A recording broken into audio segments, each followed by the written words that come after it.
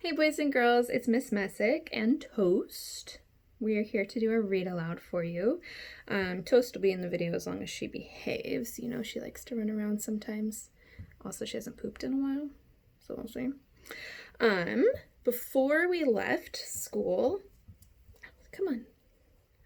before we had to leave school, we were reading the Magic Treehouse books, and we had read number 13, Vacation Under the Volcano, and number 13.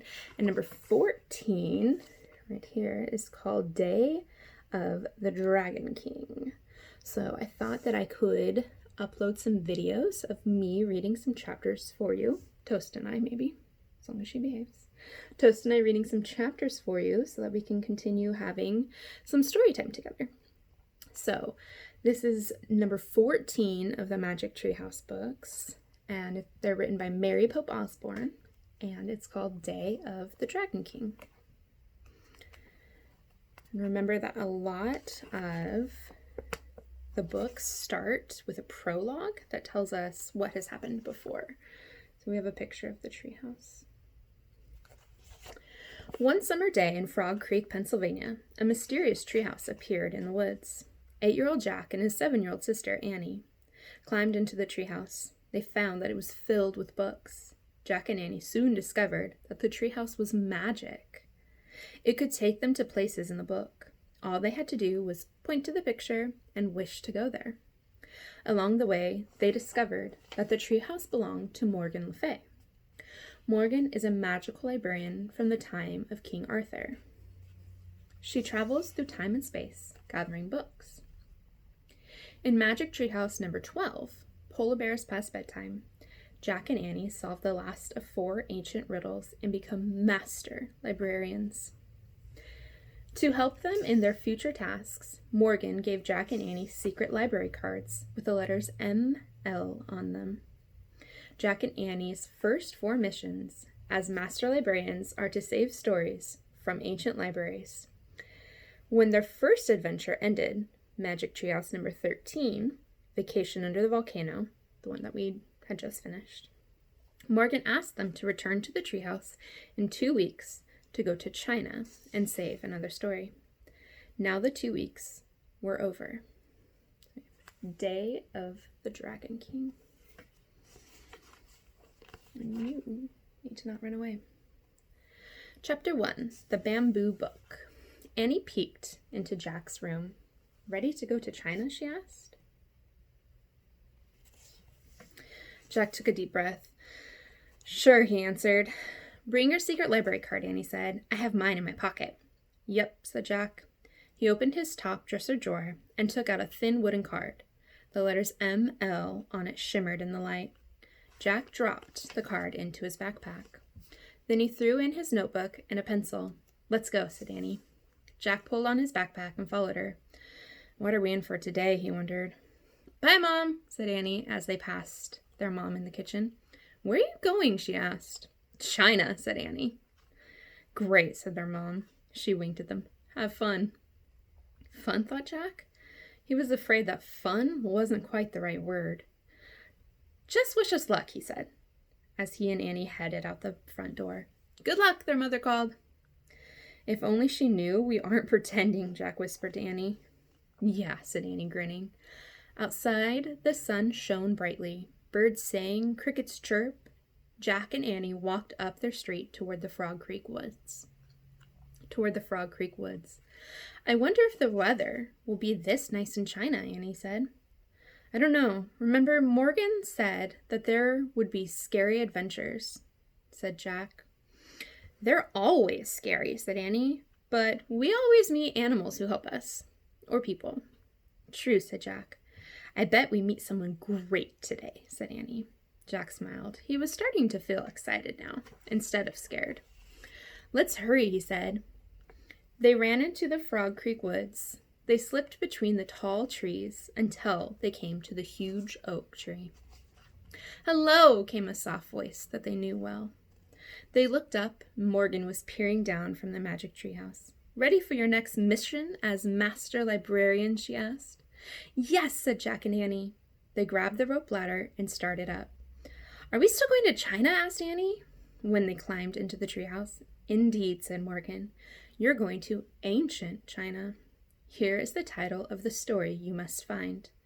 She held up a long, thin strip of wood. It looked like a ruler, except it had strange writing on it instead of numbers.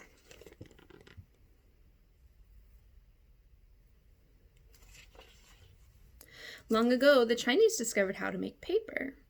It was one of the world's most important discoveries, said Morgan. But you are going to a time earlier than that, to a time when books were written on bamboo strips like this one.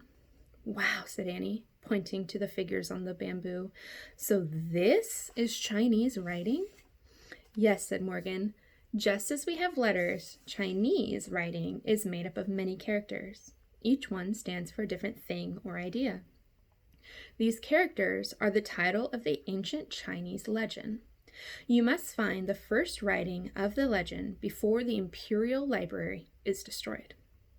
Hurry, let's go, said Annie. Wait, we need our research book, said Jack. Yes, you do, said Morgan. From the folds of her robe, she pulled out a book. On the cover was the title, The Time of the First Emperor. Morgan handed the book to Jack. This research book will guide you, she said. But remember, in your darkest hour, only the old legend can save you. But we have to find it first, said Annie. Exactly, said Morgan. She handed Jack the bamboo strip, and he slipped it into his backpack. Jack pushed his glasses into place, and then pointed to the cover of the research book. I wish we could go there, he said. The wind started to blow. The treehouse started to spin. It spun faster and faster. Then everything was still. Absolutely still. Chapter 2 is called The Cowherd. Oh, wow, said Annie. These clothes feel so soft. And look, I have a pocket for my secret library card. Jack opened his eyes. Their clothes had magically changed. They no longer wore jeans, t-shirts, and sneakers. Instead, they had on baggy pants, loose shirts, straw shoes, and round hats. Annie's shirt had a pocket in it. Jack saw that his backpack had become a rough cloth sack. Inside were his research book, his notebook, his library card, and the bamboo strip.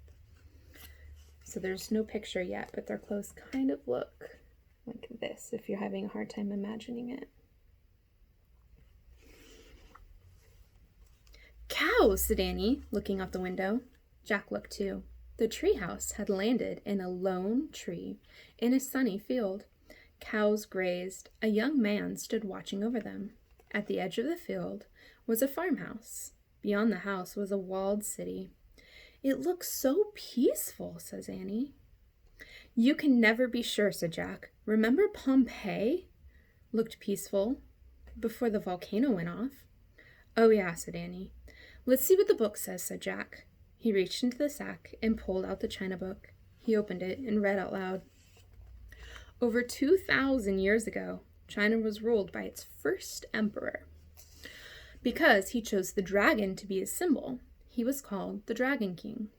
In China, dragons are seen as brave, powerful creatures. Are you the Dragon King? Are you the Dragon Queen? Do you like that? Dragon King? That sounds a little scary, said Jack. I like his outfit, said Annie. Next to the writing was a picture. It showed a man wearing a rich, flowing robe with wide sleeves. He also wore a tall hat with beads hanging from it. Jack pulled out his notebook and wrote, First Emperor called Dragon King. The book we need must be in the Dragon King's library, said Annie. I bet his palace is in that city.